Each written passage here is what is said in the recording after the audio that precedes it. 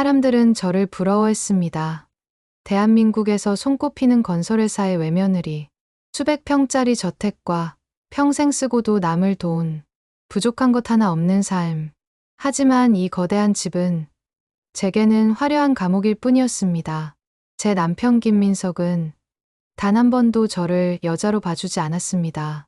그는 제게 값비싼 옷과 보석을 안겨주었지만 따뜻한 눈길 한 번, 다정한 말 한마디를 건넨 적이 없었습니다. 저희는 법적으로만 부부였을 뿐 사실상 완벽한 타인이었습니다. 늦었어. 먼저 자. 여보, 저녁은 필요 없어. 이 삭막한 집에서 제게 유일하게 온기를 나눠주시는 분은 시아버지뿐이었습니다.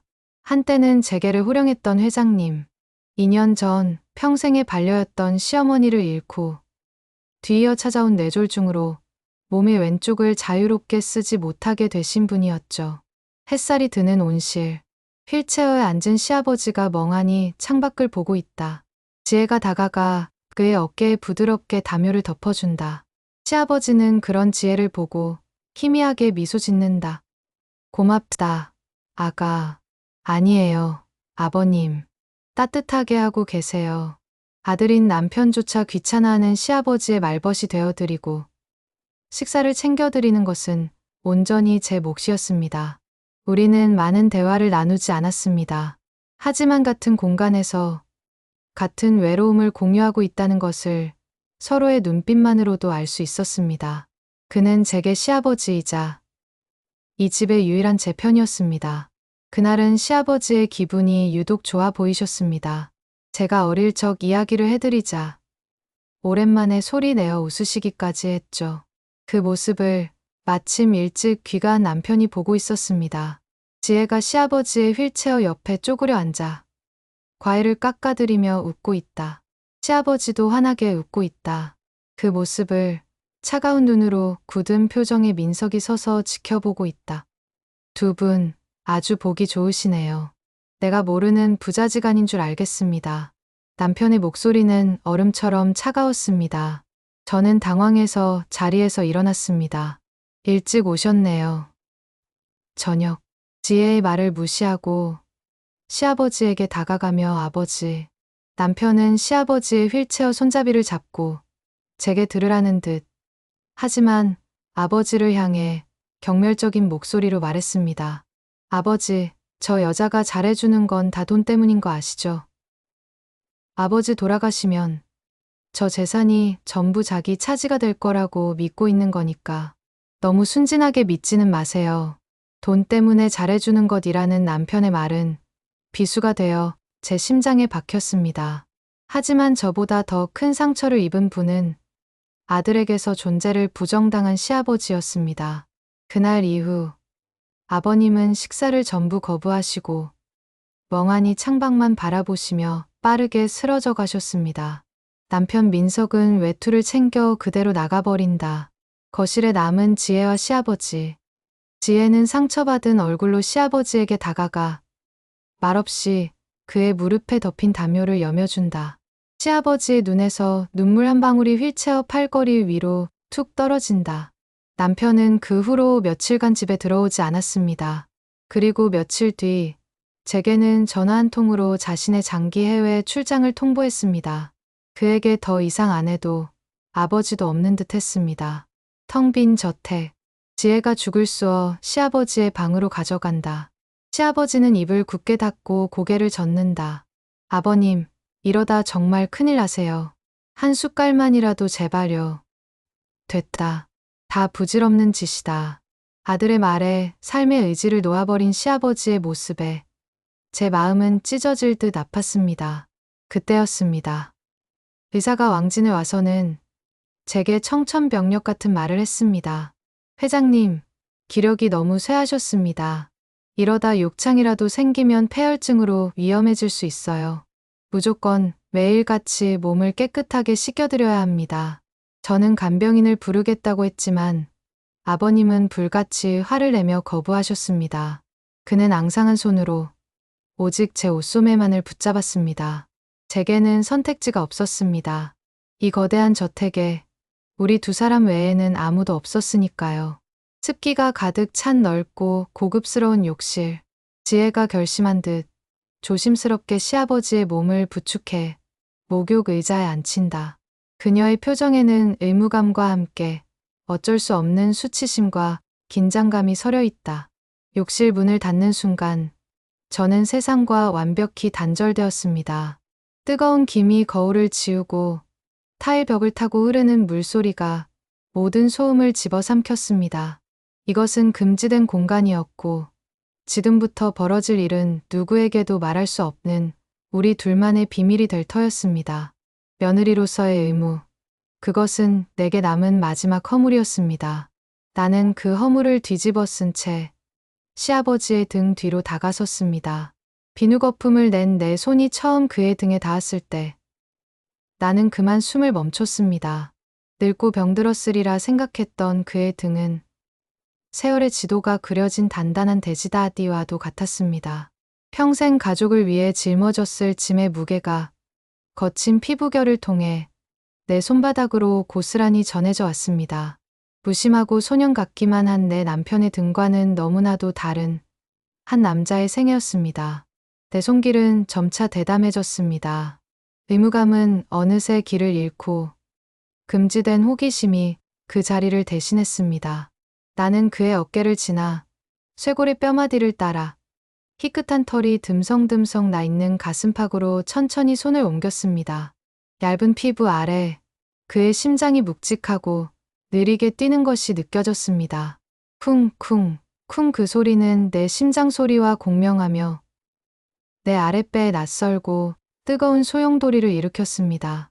그의 몸을 닦아내리는 내 손길이 그의 아랫배에 가까워졌을 때였습니다. 그가 참지 못하고 나직한 신음을 터뜨렸습니다. 고통의 소리가 아니었습니다. 오랜 가뭄 끝에 단비를 맞은 마른 돼지가 토해내는 듯한 깊고 낮은 안도의 한숨이었습니다. 나는 그 소리에 모든 동작을 멈췄습니다. 고개를 들자 김이 서린 거울 속에 흐릿하지만 분명하게 서로를 원하는 한 쌍의 암수가 보였습니다. 시아버지도 며느리도 아니었습니다.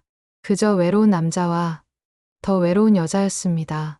그의 눈이 내게 물었습니다. 너도 나와 같으냐고. 나는 대답 대신 멈췄던 손을 다시 움직였습니다.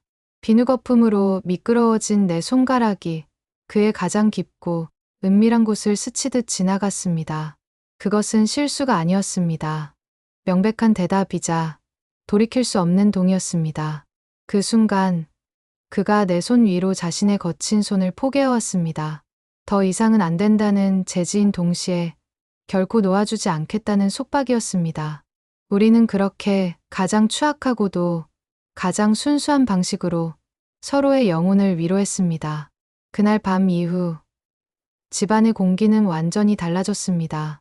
침묵은 여전했지만 그 안에는 더 이상 외로움이 아닌 은밀하고도 위험한 비밀이 가득 차 있었습니다.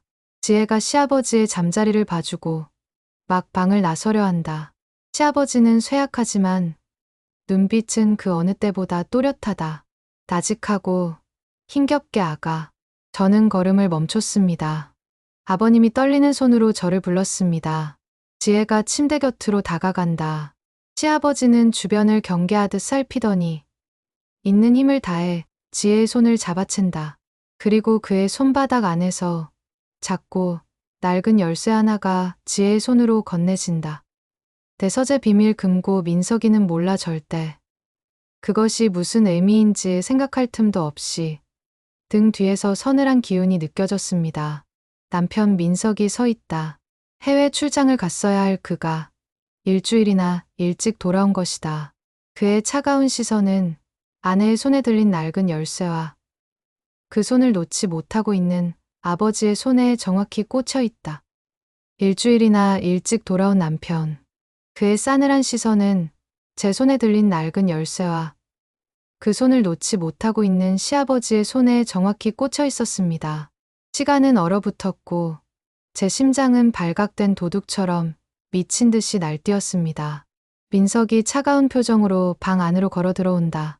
시아버지는 황급히 잠든 척 눈을 감고 지혜는 재빨리 열쇠를 등 뒤로 숨긴다. 얼음처럼 차가운 목소리로 방금 그거 뭐야? 뭐가요? 내 눈 못 속여. 아버지랑 뭘 숨기고 있었지? 방금 그 열쇠 뭐냐고 물었어. 아버님께서 옛날 앨범 보고 싶어 하셔서요. 창고 열쇠 찾아달라고 제가 마침 서랍에서 찾아서. 지혜를 빤히 쳐다보다가 손을 놓으며 그래. 남편은 더 이상 묻지 않았지만 저는 알 수 있었습니다. 그는 제 말을 단 한 글자도 믿지 않았다는 것을. 그날 이후 남편은 저와 아버님을 그림자처럼 감시하기 시작했습니다. 며칠 뒤 지혜가 시아버지의 식사를 챙겨드리고 있다. 민석이 멀리서 두 사람을 지켜보고 있다. 지혜와 시아버지는 서로 눈빛조차 교환하지 못한다. 저는 어떻게든 그 열쇠의 비밀을 확인해야만 했습니다. 그것이 아버님께서 제게 남긴 유일한 신호이자 이 숨 막히는 집에서 제가 살아남을 수 있는 유일한 무기일지도 모른다고 생각했습니다. 저는 남편이 잠든 틈을 타 그의 외투 주머니에서 몰래 열쇠를 다시 빼냈습니다. 한밤중 저는 도둑처럼 시아버지의 서재로 숨어들었습니다. 아버님께서 속삭였던 비밀 금고, 낡은 책장 뒤편의 벽을 더듬자 손에 걸리는 작은 장치가 있었습니다. 먼지 쌓인 금고 문을 열었을 때 제 눈앞에 나타난 것은 돈다발이나 보석이 아니었습니다. 지혜가 금고 안에서 손때 묻은 낡은 가죽 일기장 한 권을 꺼내 든다. 그녀는 떨리는 손으로 일기장을 품에 숨긴다. 그것은 아버님의 평생이 담긴 낡은 일기장이었습니다. 저는 그날부터 남편의 눈을 피해 밤마다 아버님의 일기장을 한 페이지씩 몰래 읽어 내려가기 시작했습니다. 지혜의 침실, 스탠드 불빛 아래 지혜가 일기장을 읽고 있다. 그녀의 표정은 페이지를 넘길수록 점점 더 충격으로 굳어간다. 오늘 아내가 내 곁을 떠났다. 이제 이 거대한 집에 나 혼자 남았구나. 아니, 아들놈이 있지만 그놈은 내게 아들이 아니다. 내 진짜 아들. 내 피를 나눈 첫째는 태어난 지 100일도 안 되어 저 세상으로 갔다. 일기장의 첫 장은 시어머니의 장례식 날짜에 쓰여 있었습니다. 그리고 이어지는 내용은 제 심장을 먹게 만들었습니다. 대다이를 이어야 한다는 강박감에 우리는 그 사실을 세상에 숨겼다. 그리고 고아원에서 아이 하나를 데려와 죽은 내 아들 대신 호적에 올렸다. 그 아이가 바로 민석이다.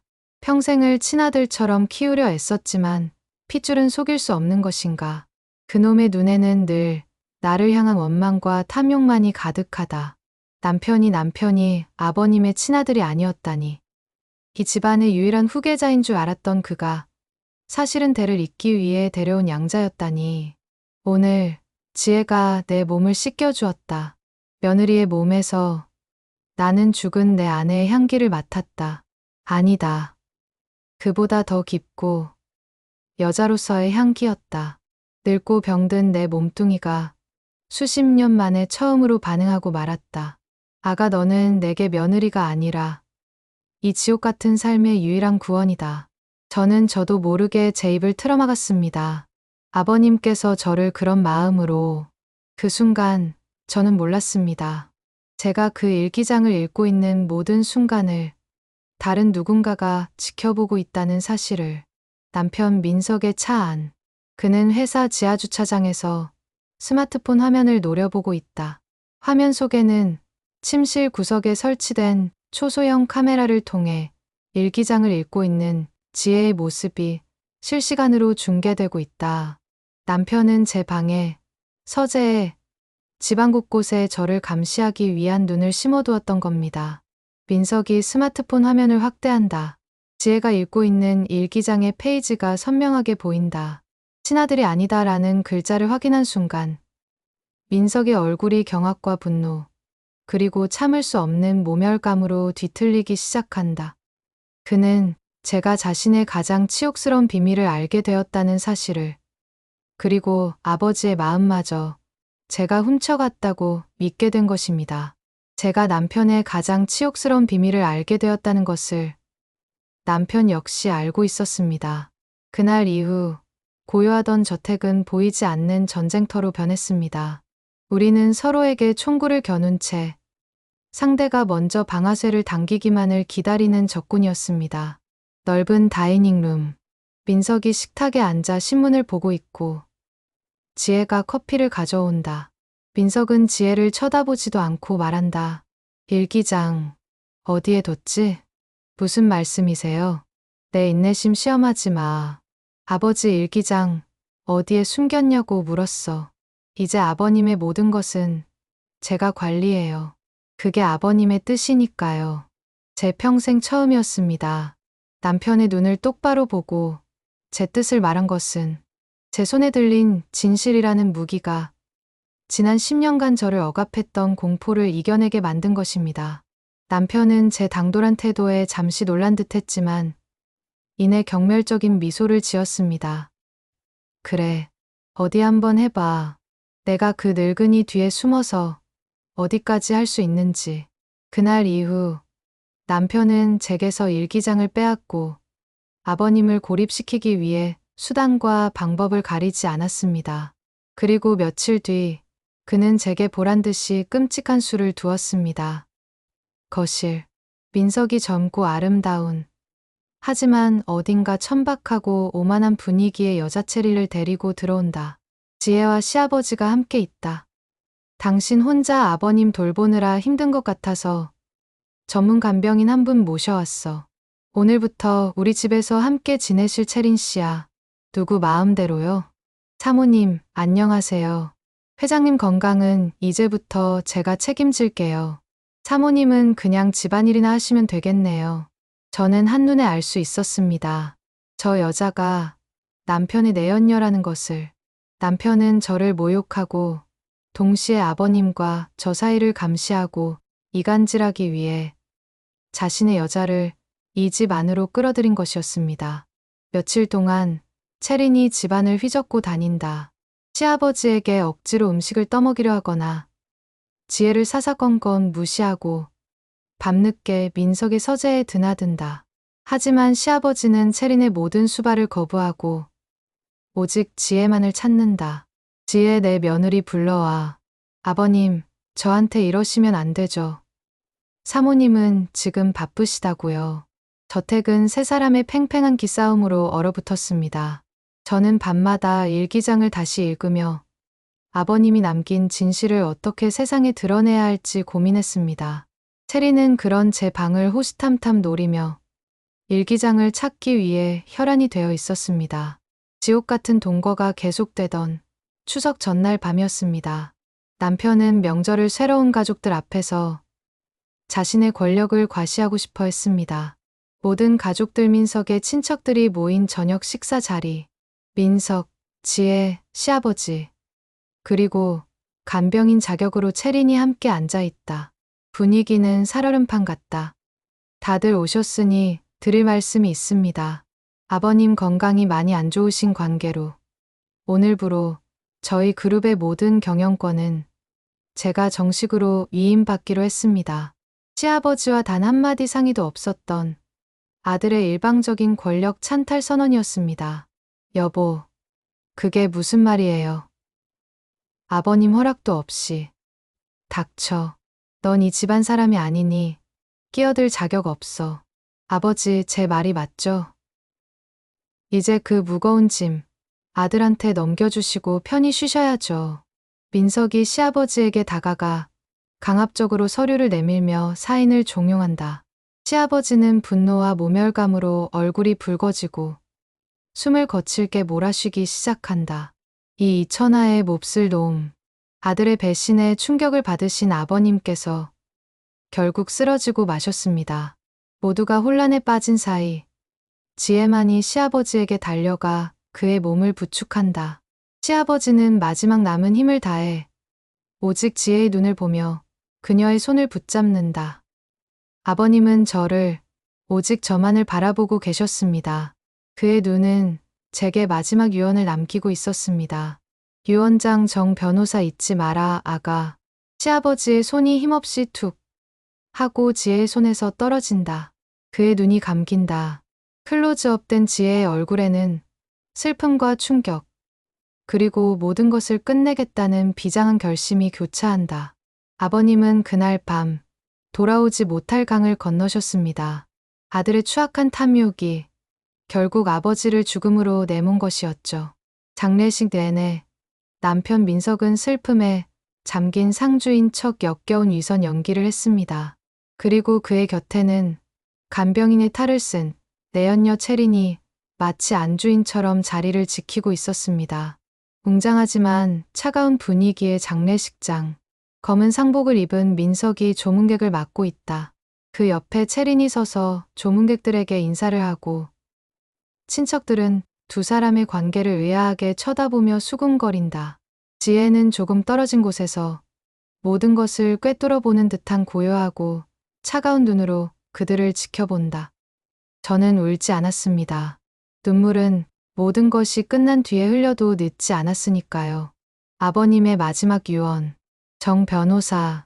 저는 장례를 치르는 내내 그 이름 석 자만을 되뇌었습니다. 그리고 장례식이 끝나자마자 정 변호사에게 연락을 취했습니다. 아버님의 유언장이 공개되는 날, 변호사 사무실에는 민석과 저, 그리고 내연녀 채린과 몇몇 주요 친척들이 모였습니다. 민석은 이미 이 그룹의 주인이 된 것처럼 오만한 표정으로 앉아 있었습니다. 뭘 꾸물거립니까? 아버님 유산, 전부 장남인 저한테 상속된다는 내용일 텐데. 빨리 읽고 끝내시죠. 정 변호사는 말없이 안경을 고쳐 쓰고 유언장을 소리내어 읽기 시작했습니다. 고 김 회장님의 유언을 공개하겠습니다. 본인이 소유한 그룹의 지분 60%와 경기도 소재의 자택을 포함한 모든 부동산은 모두가 숨을 죽였습니다. 민석은 승자의 미소를 짓고 있었죠. 며느리 이지혜에게 상속한다. 뭐라고요? 지금 뭐라고 했습니까? 또한 본 유언장과 함께 동봉된 이 편지를 모든 상속인이 모인 자리에서 반드시 낭독할 것을 명한다. 변호사는 유언장과 함께 있던 또 다른 편지를 꺼내 들었습니다. 그것은 아버님께서 제게 그리고 세상에 남기는 마지막 목소리였습니다. 변호사가 편지를 읽기 시작하자 시아버지의 목소리가 내레이션으로 겹쳐 나온다. 이 글을 읽을 때쯤이면 나는 이미 이 세상 사람이 아니겠지. 내 아들 민서가 나는 평생 너를 친자식으로 품지 못했다. 내 핏줄이 아니라는 사실이 평생 나를 괴롭혔고 그 죄책감으로 너를 괴물로 만들었다. 내가 너에게 물려줄 것은 이제 아무것도 없다. 남편의 출생의 비밀이 만천하에 드러나는 순간이었습니다. 민석은 얼굴이 시뻘개져서 소리쳤습니다. 거짓말, 전부 거짓말이야. 저 여자가, 저 여우 같은 년이 아버지를 홀려서 내 모든 것을 며느리 지혜에게 물려주는 이유는 그 아이만이 내 기나긴 외로움 속에서 유일하게 사람의 온기를 나눠주었기 때문이다. 피 한 방울 섞이지 않았지만 그 아이만이 나의 유일한 가족이었다. 민석이 내 놈과 내 놈이 끌어들인 더러운 여자로부터 내 마지막 자존심과 회사를 지켜줄 사람 또한 지혜 그 아이뿐이다. 모든 것이 끝났습니다. 민석이 이성을 잃고 지혜에게 달려들려 하지만 변호사가 부른 경호원들에게 제지당한다. 내연녀 체리는 상황 파악이 끝나자 경멸적인 눈으로 민석을 한번 쳐다보고는 아무 말 없이 조용히 자리에서 일어나 사무실을 빠져나간다. 이지혜, 내가 너를 가만두지 않을 거야. 전부 내 거야. 내 거라고. 에필로그. 그렇게 길고 길었던 전쟁은 끝이 났습니다. 세상의 눈에 최후의 승자는 저였습니다. 높고 거대한 그룹 본사 빌딩. 회장 이지혜의 명패가 놓인 넓은 집무실. 중년이 된 지혜가 카리스마 있고 절제된 모습으로 서류에 사인을 하고 있다. 그녀는 더 이상 과거의 유약한 며느리가 아니다. 남편 민석은 모든 것을 잃고 몰락했습니다.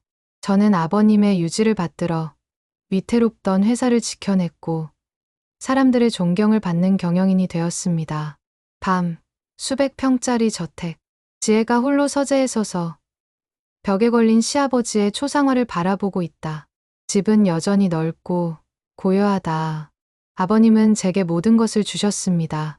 돈, 명예, 그리고 저를 오가매던 잔인한 남편으로부터의 자유까지도요.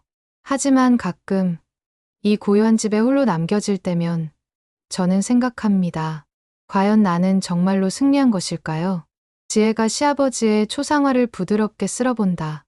그녀의 표정은 복잡하고 슬픔과 그리움, 그리고 체념이 뒤섞여 있다. 그날 김이 서린 욕실에서 서로의 외로움을 알아보았던 우리. 저는 이제 아버님이 남기신 이 거대한 세상 속에서 여전히 홀로 그를 그리워하며 살아갑니다. 어쩌면 이것이 금지된 선을 넘었던 우리가 함께 치러야 할 영원한 대가인지도 모르겠습니다.